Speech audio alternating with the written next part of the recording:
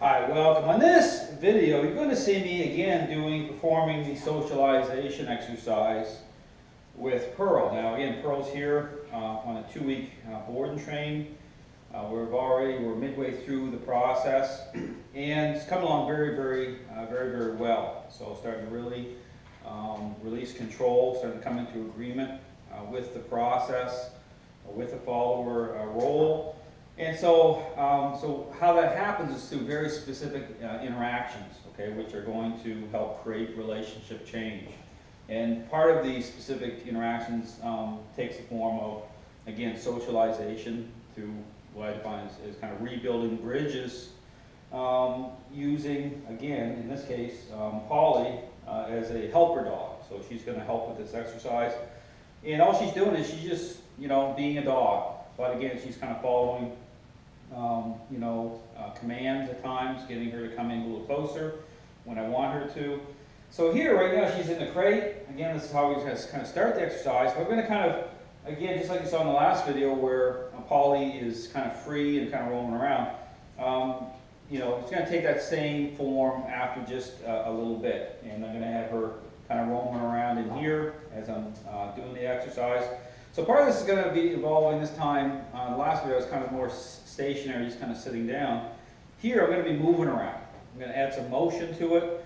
Again, you want to start to incorporate different interactions, even with having the dog moving some, because again, that can help to really advance relationship change, because even movement can trigger control. Okay, so again, it's always about focusing on how I'm communicating with Pearl, making sure that through the language of the method, I'm fading into the relationship picture. Okay, so what I'm doing is I'm paying attention to her state of mind.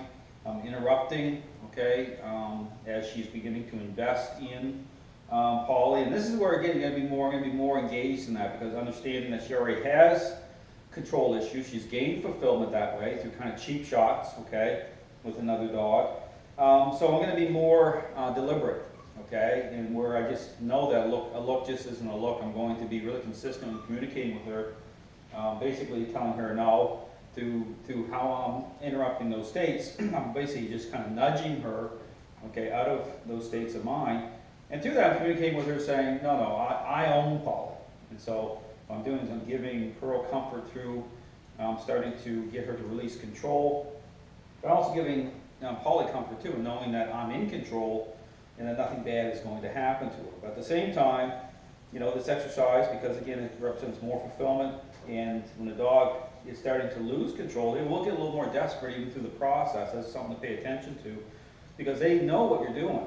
And so they're more apt to sometimes even get a little bit more engaged in wanting to express, okay, that state of mind. Because to them, it's almost like it becomes a supply source, okay, that they're losing.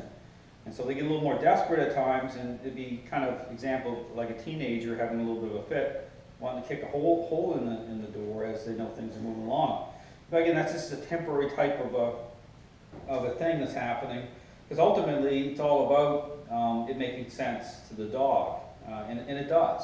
Even though she may be resistant to the process at a certain level, it makes sense to her. She comes into agreement with it. Okay, that's what the focus is on, based on what's reasonable. Okay, she may have a very unreasonable reaction. That's why, again, you want to keep it safe with the muzzle. So what I'm going to be doing here, okay, just on the exercise, I'm going to be moving around, kind of doing my little circle method, bringing her into down position near the crate, and then just not very long into this, I'm going to let Polly out, and I'm going to continue to circle around and interact, have Polly kind of encourage her to come closer at times, and then I'm going to be sitting down in the chair here as well. And so the picture of just kind of hanging out, watching TV. Of course, I'm not facing the position to watch TV, but you kind of imagine how this exercise would look in your home environment as you're beginning to rehab a dog that has gained a high level of control.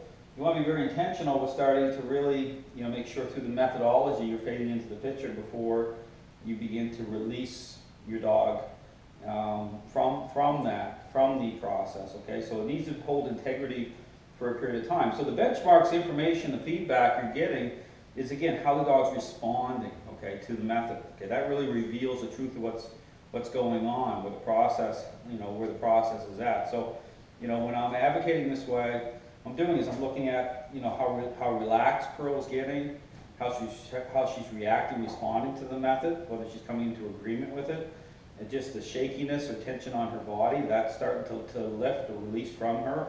And so all those things, you know, there's information, okay, that the method provides as you begin to invest in it. And then that'll give you, that'll give you insight into when you can start to, say, take the muzzle off, when you can start to really relax so that the dogs can, interact again. But the difference is, Pearl is a follower, okay? So you have no, you have no fear that something bad's going to happen. But again, you have to be the one to create, because the dog is not going to change on their own. Okay, this is not just like going through a stage or something. Once they start to gain more and more fulfillment, that's just the path that it stays on. So again, I start to move here, and you're going to see me engage with the method and begin to kind of advance the exercise. So again, move with her. As I move, I still have a pressure collar on her, so I still want a little bit of leverage, so to speak, to be able to communicate with her. Now here's the thing too, is you'll see it too, is when you get close to the other dog, you'll notice Pearl will lock in a little bit more through getting closer, direct association. Okay, so that kind of confronts your control issue. So you'll notice that in an exercise, when you get closer, you have a higher reaction, you move away, okay, you move away, and then the dog is more accepting.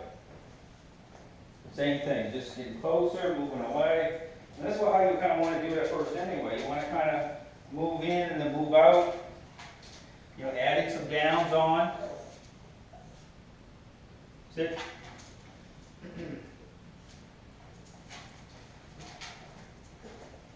Again, if you watch, all the videos every day of the process,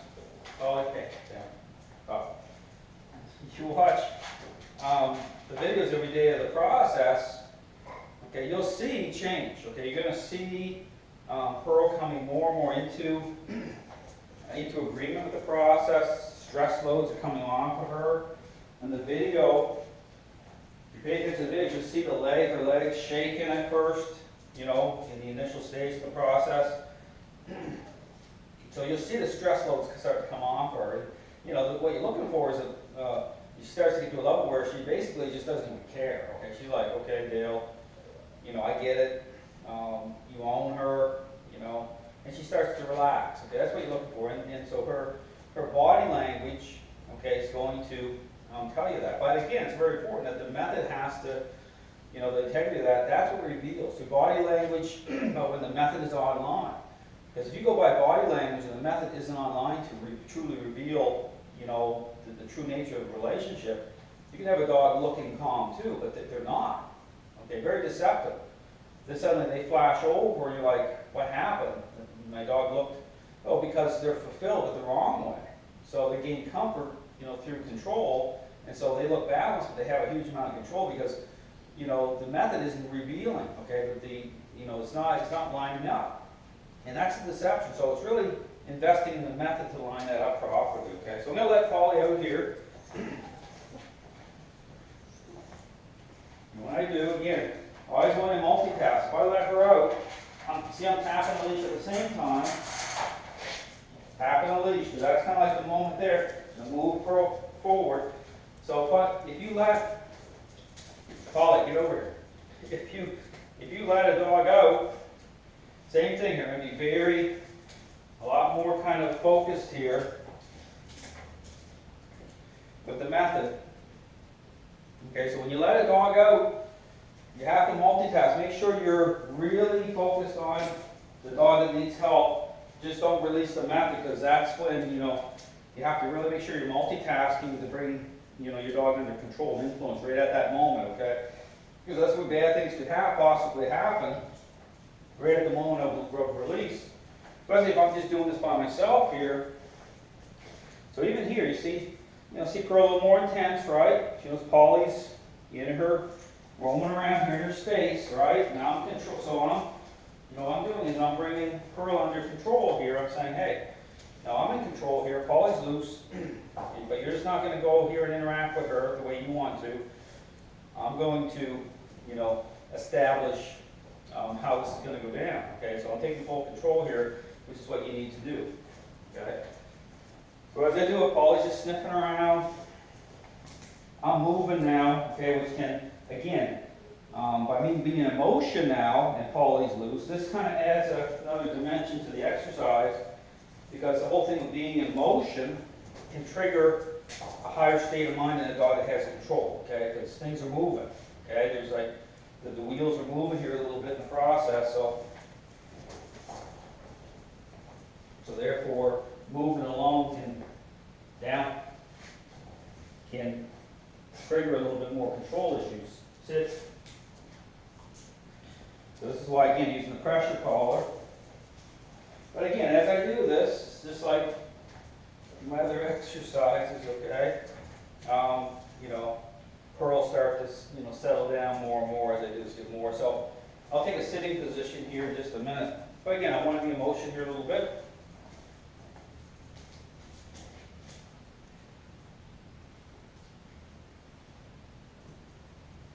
Now here's the thing too, you see me doing this here a little bit, even with another dog, you can, if you have two dogs, okay, that you're working with, you can get kind of fancy here and have two leashes at the same time, okay, even for a walk, but it's like making sure that, you're really, working within the parameters of the method, keeping the integrity together. So you can multitask with two dogs with two leashes, that's what I advocate. Okay, because you typically go into a household and both dogs have control issues. One dog's going to be higher and gain more fulfillment over the other, but typically you're going to have more than one problem. Just you might be focused on the other dog, which is in this case, but it's the same thing. You want to advocate. You want to do everything the same way. You want to advocate the same way.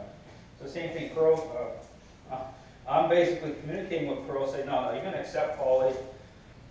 Checking you out a little bit here, because there's normal kind of dog stuff going down, but not normal dog stuff to a dog that has a lot of control issues, okay? They don't want to accept certain interactions, okay? But what I'm doing is I'm telling her to accept it. It's no different than going to the vet, okay? If you're going to have issues with taking a dog to a vet that has control because people are putting more influence in a very specific way over the dog.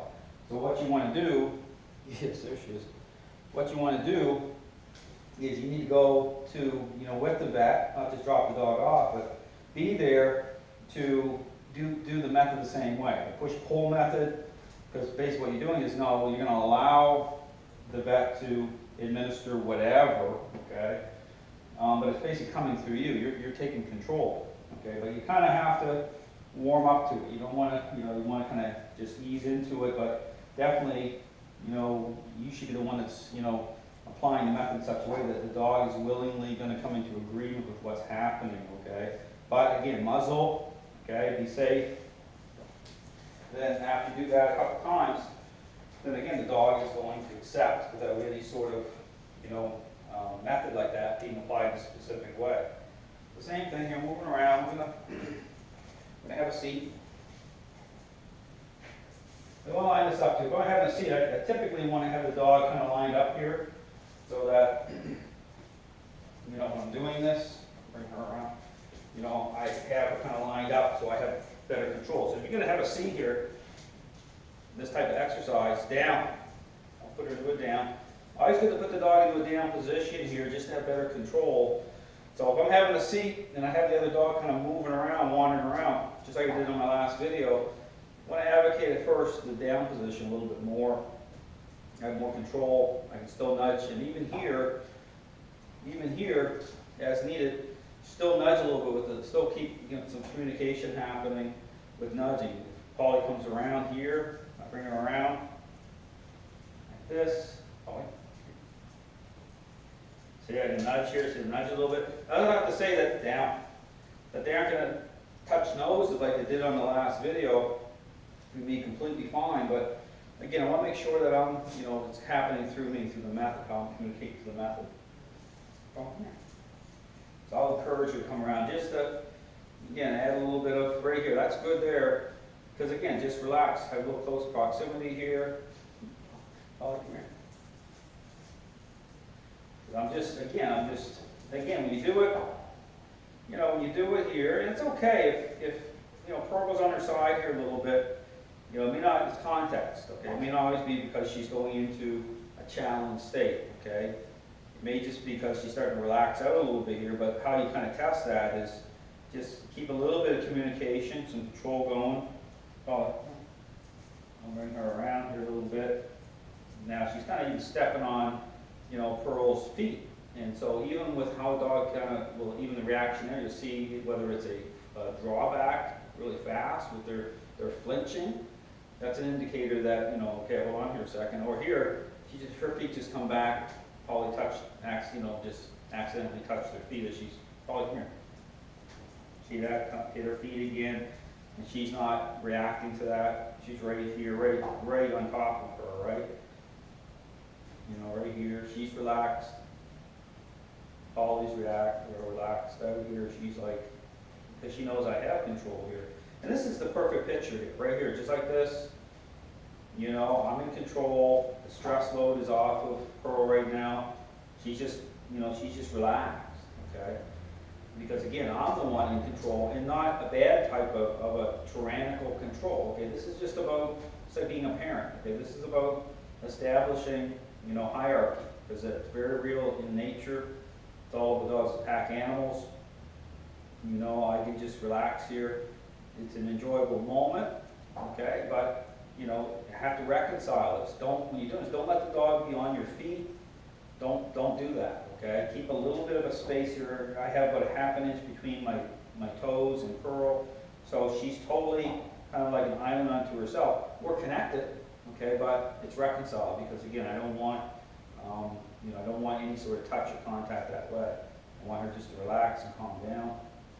And so just by working it like this, you know, this is something where you just have to be, you know, doing it consistently to a certain level where you feel, you know, because that gives you the trust. When you start to do this like this, it starts to build up a level of where you just know. You say, okay, you know what, the method is really taking hold, the dog is really relaxing, then I can take the muzzle off. But typically I'm not going to do this in the process, in interactions like this too much because I'm pushing it. You know, I'm really pushing it to a level so that, you know, I'm working all angles, so to speak. So I'll keep it on because here's the thing too, is at a certain level, is like she accepts it anyway, and it's at such a level that whether I take it on or off, it doesn't